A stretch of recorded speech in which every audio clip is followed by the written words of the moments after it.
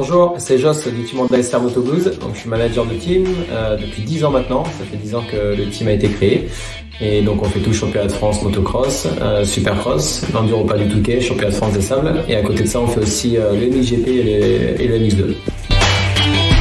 Une anecdote de pilote, il y en a toujours plusieurs même. Allez, la plus folle, je dirais Xavier Bogue, c'était un de nos top pilotes pendant quelques années. Et Xavier est assez exigeant envers lui-même et il y a une course où il était vraiment pas content et il a acheté ses affaires, notamment son casque, il était pas content à la fin de la course et il s'est retrouvé sur le toit.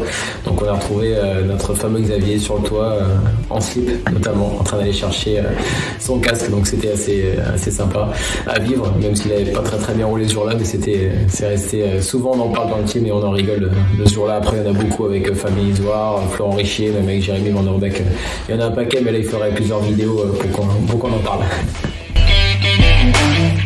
Alors XP, c'est vraiment une longue histoire. C'est vrai que j'ai eu la chance de les connaître dès le départ. Pour moi XP c'était le top parce que on cherche du poids sur la moto, parce que c'est vrai qu'avant ça se faisait beaucoup des sabots en aluminium à l'époque, et puis après le plastique est arrivé et donc pour moi XP c'était le top à ce niveau-là. Donc ça fait maintenant de longues années que je roule pour XP, donc très fier et très heureux, hein. C'est devenu même pratiquement des amis. Donc voilà, vraiment XP pour moi c'est le top de la protection et de la légèreté, et le plastique c'est top pour protéger sa moto, c'est vraiment ce qu'il y a de mieux à mes yeux.